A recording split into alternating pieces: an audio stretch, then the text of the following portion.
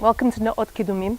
Neot Kedummin is such a unique place in the world. Probably, maybe you know of others, but as far as I know, it's the only biblical nature reserve that there is.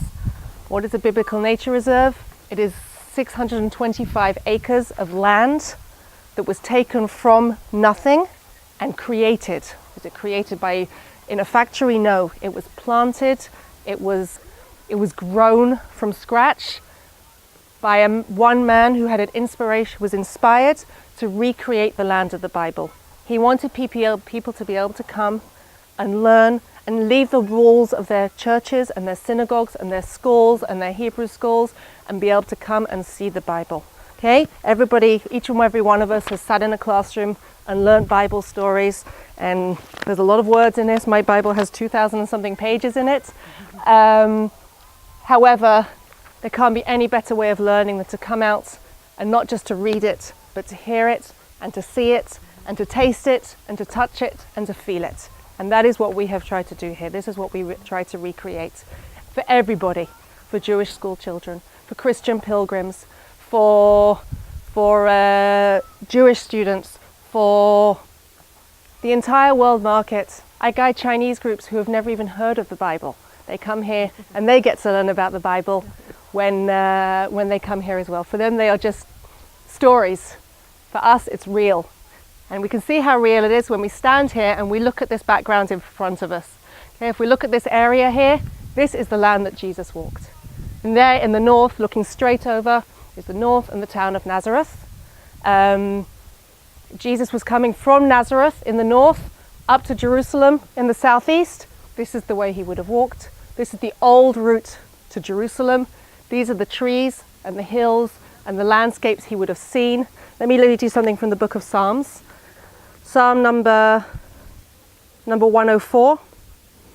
He waters the mountains from his upper chambers. The earth is satisfied by the fruit of his work. He makes grass grow for the cattle and plants for man to cultivate, bringing forth food from the earth, wine that gladdens the heart of man, oil to make his face shine, and bread that sustains his heart. This is the land that Jesus grew up in. This is the nature that he saw. This is the land that he worked, that he toiled.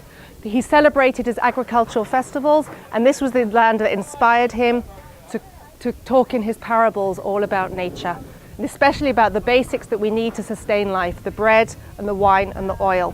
And Noga Ruveni in 1964 took a landscape which looked exactly like those hillsides over there, with nothing on them, a barren landscape which had nothing.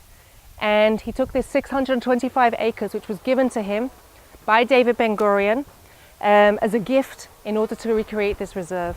And Noga Ruveni went with a Bible, Old Testament and a New Testament in one hand, a shovel in the other, and planted and planted and planted. And the results of which we can see on this hillside here, the regreening of this hillside, the recreating of the original land flowing with milk and honey.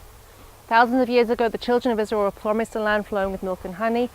And when Joshua crossed over with them into the land, this is the land that they received. A rich land, a green land, a fertile land, a good grazing land. Milk and honey was what was said to talk to the children of Israel, because they were shepherds. They wanted to hear what their flock was going to eat, where they were going to graze.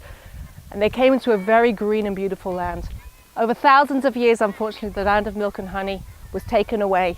For thousands of years of conquering, of wars, of invaders, of people that came here because politically and geographically it was a great place. However, they didn't care about the land itself, and the land flowing with milk and honey disappeared. However, we created it and we planted everything back here in order so that you could again see what the original land of milk and honey looked like. However, we have to think about exactly what was planted here. Now, we don't know. Years of research Noga's parents spent their whole lives researching what was written in the Bible to see if that was exactly what was growing here today. We don't know what survived, what didn't. Some things were obviously clear. We know that we had here the 7 species. The children of Israel wandered into the land in the book of Deuteronomy. They were told by God when they were crossing the desert, and they were having a bit of a hard time. They were tired, they were hungry, they were thirsty, they were complaining a little bit. So what did God do when they were complaining? He gave them clues as to what they were going to see when they got here. Clues to help them, to give them the courage to go on. So if we go to the book of Deuteronomy, chapter 8, verse 8. It's an easy one to remember. Chapter 8, verse 8.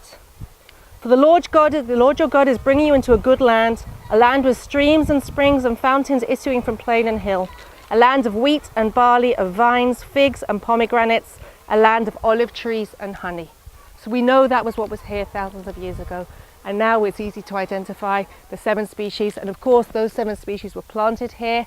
Over the next hour or so, we will see them. We can already see over there, standing tall and proud, a beautiful date palm where the dates have already just finished. You have to understand that when you come to this land, we are in tune with the seasons as they are talked about in the Bible. The agricultural festivals, the Passover and the Pentecost and the tabernacles and everything that they celebrate is exactly what happens at these times of year.